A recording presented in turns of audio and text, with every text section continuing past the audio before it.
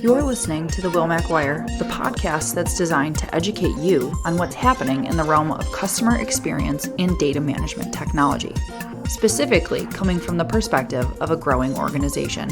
Thank you for tuning in. Good morning, good afternoon, good evening. Thank you for tuning in to this episode of the Wilmac Wire. My name is Emily Miller from Wilmac Technologies, and I'll just be introducing the episode today. And the speakers we have lined up for you are pretty awesome. The first is Charlie Snedden from Wilmac Technologies. He's a sales engineer here that you've likely heard in previous episodes. And then we have Chris Ward, the director and lead consultant from ZEN-RP, which is his own company based over in the UK. So you've got a Scottish accent and an English accent. So stick with us for the ride. But today's conversation is all around workforce management. Both Chris and Charlie have very rich histories in that space, working in call centers and working in workforce management tools specifically. So they're going to discuss their history and the evolution of workforce management that they've seen throughout their careers, along with how workforce management is being used across different industries. They're also going to touch on how they see artificial intelligence coming into workforce management solutions and how they see that evolving over the course of the coming years. So we have a good episode lined up for you today. Like I said, the theme is workforce management, the forecasting and scheduling of agents in different communication centers. Thank you to Chris and Charlie for having this conversation. We hope you enjoy this episode, and thank you for tuning in. Hi, you're listening to the Wilmac Wire with Charlie Snedden, and today with me I have Chris Ward. Chris and I have a bit of history in the workforce management industry, worked together with a couple of projects, and we have a partner in common, and that would be Calabrio. Chris, hi, how are you doing? Yeah, I'm good, Charlie. Good to be here. Good. Yeah, I appreciate the time. Obviously, it's a little bit later in the time zone you are. You're based out of the UK, hence the reason that we know each other. And today we'll be discussing a couple of things with regards to where you are today, the organization that you currently work with, which is your own, which is a great step. And we want to understand a little bit how you made that step from working from a vendor into the well, what do you call it? The consulting space, or into the consulting space, and then typically how you see trends and such like. And I realized or noticed a couple of weeks ago you participated in an AI for WFM webcast as well. So maybe we'll pick your brain on that and see where things go. Yeah, sounds good. Excellent. So the company's called ZEN-RP. So we've been operating for about 10 years now as an independent consulting firm. So we touch a lot of different aspects of contact centers, but specifically workforce management. And we are vendor neutral and vendor independent, which we find fits in well with customers. Sometimes they want that agnostic approach. And that kind of is how I got into this, really. So my background has been contact centers for 25-ish years now. Typical route into planning as most people have through promotion and just accidentally got into the planning world.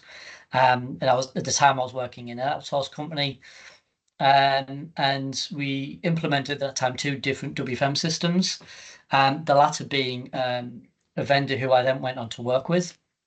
And I was there for about 10 years, mainly implementing workforce management, helping customers, get the most out of it.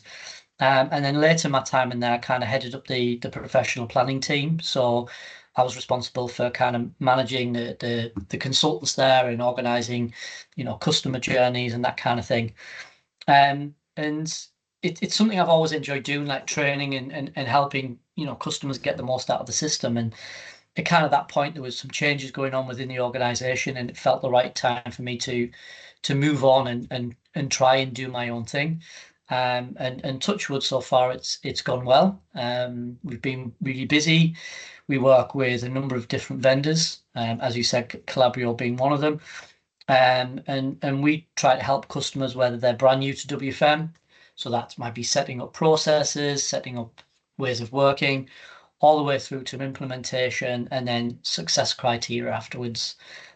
We help vendors choose the right solution. So again, we have that agnostic approach of we'll try and find the best solution for them based on their criteria and needs, and then help them through that whole implementation piece as well. So it covers the whole piece. And yeah, like I say, it's been 10 years now.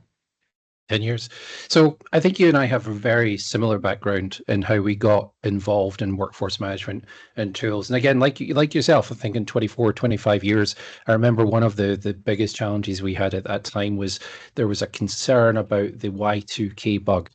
So, you know, that's how far back we're going. So very similar in that attributes. But you've said, you know, 24, 25 years has given you a breadth of knowledge. And with that knowledge, you've actually had a few books published. Am I correct in saying that? Yeah, so one of the vendors who we work with, which is nice, and their WFM solution. So I'm a certified expert on NICE, and that kind of came from my background. And they approached me a number of years ago to help write just a book on some of their functionality. So the first one was about automation and simulation, so how their product goes through the whole simulation piece to get true requirements and simulate contact. So we wrote it was a dummies book. So if anybody knows the for dummies guides, it was one of those.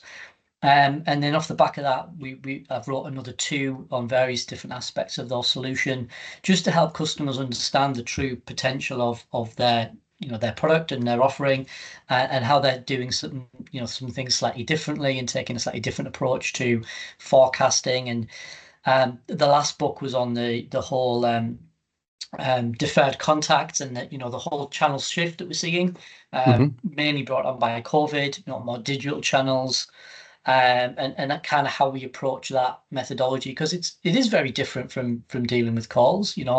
Some of these channels can cross multiple intervals, but also multiple days. And right now we have some old antiquated ways of dealing with that through HT, but NICE have kind of taken a different approach to that. So this book was to help customers understand some of those challenges, and how NICE are actually handling that through their solution.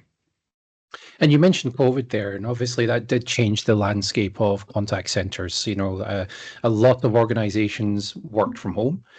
Some organizations couldn't pivot quickly enough to work from home, so they had to cut down their number of employees, give them larger working spaces, that type of thing.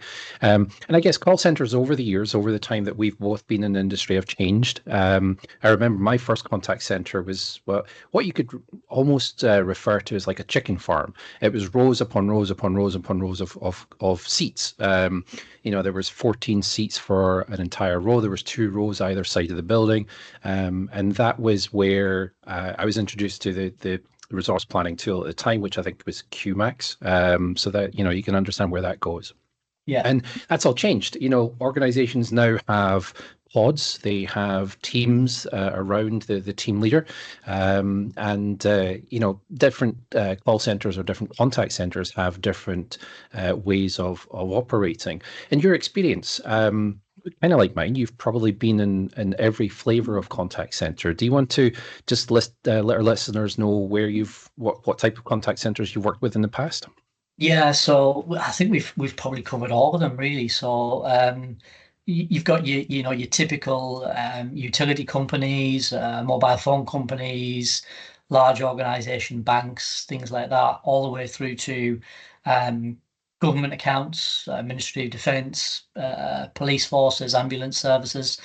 So it does cover the whole aspect of that, and even down into some like field services as well. So supporting engineers through planning their day and how they're going to go out and visit customers through the jobs. Mm-hmm. So I think I've covered them all in the time. And you're right, they're vastly different to when I first started in contact centers. And I think the typical contact center is probably no more. I think now we're more, I don't know what you call it, maybe it's experience hubs, or dealing with really complicated queries, as opposed to when I started it was how much was my bill, or I can't do this, and that those queries are slowly disappearing through the evolution of technology, and we're now dealing with the more complicated accounts that need a longer time with customers, and they need more expertise in those fields, which brings its challenges itself to the whole WFM piece. But that's kind of where we've seen that evolution, along with, the obvious things that COVID brought along as well.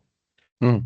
I think I moved over to Toronto about a year and a half ago, and the last project you and I worked on together was for a police force, and that in itself has its own challenges. And over here, I am again working with a couple of police forces, and they refer to their, well, I guess, call center as a communication center, because they're not only dealing with calls, they're dealing with messages from social platforms. They have other technology that they're using to monitor situations, that type of thing. You mentioned the ambulance service. So again, in the UK, I think we would have referred to that as the blue lights, blue lights for ambulance, fire, and police. Do you see any specific challenges in the emergency services that would be, I guess, made easier using a WFM tool? I mean, definitely made easier if you're coming from a non-WFM tool. So when you're dealing with those blue light sectors, it's no longer a question of how much is my bill. It's, some of these are life and death situations that you're having to deal with. So having that visibility of coverage is key for those people. In a typical contact center, if we're short staffed, customers have to wait a little bit, and they might have to call back another time.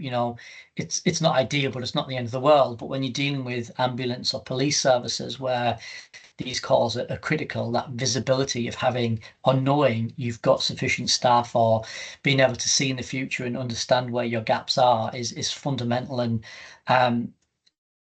for me, it's been a bit of an eye opener seeing how some of those organizations worked without the WFM system, to possibly understand, lots of complex Excel spreadsheets and various different things, which were not only time consuming to use, but actually didn't give them the data they needed. They weren't live, they weren't updated. So sometimes they were looking at views that might be 2, 3, 4 hours old, just because they weren't live. And when you're dealing with those kind of customer calls, it's imperative that you've got that up-to-date view, because like I say, you're sometimes dealing with life or death situations.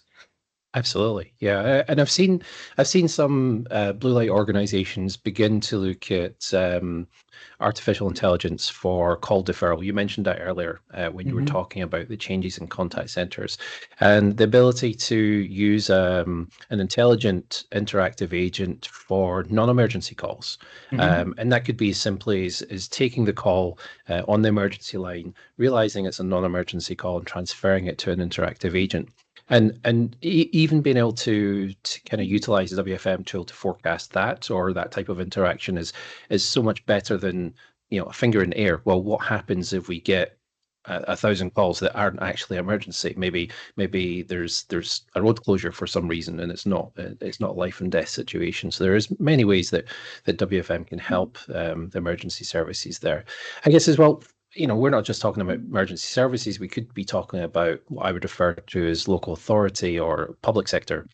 And they could deal with other emergencies, burst pipes, gas mains, that type of thing. And there's always this scenario planning that you need to take into consideration. So I'm going to shift and pivot slightly and talk about artificial intelligence and where you see it going with the ability to forecast. And you've probably, and some of our listeners may have seen you before in other podcasts talking about this, but where do you see the artificial intelligence taking us for workforce management?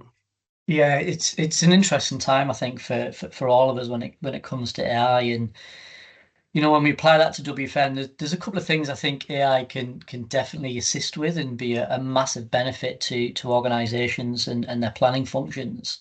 When it comes to forecasting, I think there's always an element of that unknown, and I don't know how much an AI tool can assist with those unplanned events or unknown events, because ultimately they're unknown, right? So you said a burst pipe or a road closure, it's difficult to plan for those things, even if you've got an AI tool, because it can't do anything. What it might be able to do is help you reforecast automatically and understand those trends. But ultimately, I think forecasting's still going to require a big human intervention. And we see it now, there's a lot of WFM tools that have AI built in, that have different, forecasting algorithms that AI analyzed and machine learning and those kind of things. But ultimately, I think unless you know that business, there's always going to be somebody there to kind of oversee that and put their own input in. But it can certainly help. I think from a scheduling perspective, there's challenges with that when it comes to employee engagement or employee satisfaction. We don't want a machine doing things that's going to upset our employees. So yes, we can have an AI tool that can, move somebody's schedule 4 weeks in advance, but actually, do we want that? How's that employee feeling? And as well as I do, Charlie, that the shift and focus in contact centers on employee engagement over the last years is huge. It's no longer about service level.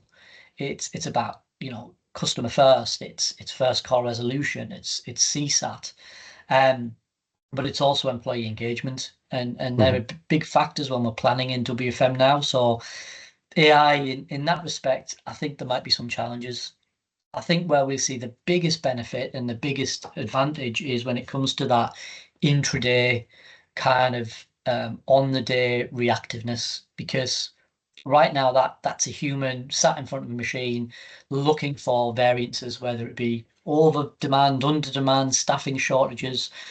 And unless you're sat in front of that machine with lots of screens open, it's sometimes very difficult to see everything. Actually, AI is probably much better at that job than we are. And if it can scan those, intradays or IDPs or whatever you want to call them, and look at demand and analyze it against what's happening, and prompt people to go, actually, do you know what? We're getting more calls. You've got this training planned in. You might be better off moving it. What a benefit that would be without having somebody to eyeball that and do it. So I think for me, that's where AI is going to have a massive, massive impact and an advantage to help that decision making, close term. You talk about the intraday analyst there. I've worked with a few organizations who had what they would refer to as a workforce management bridge, and they had real-time analysts, and they were monitoring, how many agents were on the phone and so on and so forth. And that was a team. That was a full-on team, 5, 6, 7, 8, 9 people, depending on how large the contact center was. But that, using AI for that tool could free up those guys to do much more analysis and have a look at forecasting rather than being reactive. So I do think it really has a play there as well. I think for me, AI is for WFM, I would say in its infancy. Maybe a bit early for you to write a book on it, Chris, but I'm sure that's something that might be coming down the line. But I think where I'd like to go from here is thank you for your time. I appreciate your time this evening, because it is PM in the evening in the UK. It's lunchtime here in Toronto, where I am. But if anybody wanted to reach out to you after this session, what's the best way to get in contact? Yeah, so you can go to the website, which is ZEN-RP.com, and we can help you there. I'm on LinkedIn as well, so LinkedIn is a good source to get contact, and there's content always coming out as well. So we do post regularly on LinkedIn about questions, topics, things people want to discuss, even just questions. I get a lot of people reaching out on LinkedIn saying, we've got this solution, can it do this, or how do I do this? So always happy to help where I can. Guidance and advice, is always there and available. And yeah, for the moment, we're keeping ourselves busy with lots of different things. But as we just said, things are changing, so we're constantly trying to keep ourselves up to date with the latest developments, so we can make sure our customers and people are kind of kept up to speed with what's going on in WFM world. Absolutely. I think I've seen a couple of videos from you and your team on LinkedIn where you have reviewed the latest releases of software that you work with. And I think that's fantastic, because what it does allow people to do is see the new releases without actually having to have the software. Yeah. And it will encourage them to look at the software. And I think, looping back to what you said at the beginning, vendor agnostic, I think from my point of view as well, that's a really important part, because it gives us, you and I, the ability to look at all of the tools and determine what is best fit for that customer at that time. And for anybody who's had a workforce management tool, interested in looking at workforce management tool, they'll know that there's so many different bells, whistles, tools. We talked about artificial intelligence, we talked about rostering concerns. All of that can be overwhelming at times. So, reach out to myself or Chris, and we can certainly help you through that forest of information if you want to hear anything. So again, Chris, thank you very much for your time today. Appreciate it. And maybe we'll catch up soon. Yeah, appreciate it, Charlie. Thanks for your time. Take care. Thank you. Bye-bye. Bye. Thank you for tuning in to another episode of the Wilmac Wire. Don't want to miss the next one? Be sure to subscribe to us on Apple Podcasts and Spotify. And while you're at it, head over to LinkedIn and follow the Wilmac Technologies page to stay up to date on everything happening here at Wilmac Technologies. And again, thank you for tuning in.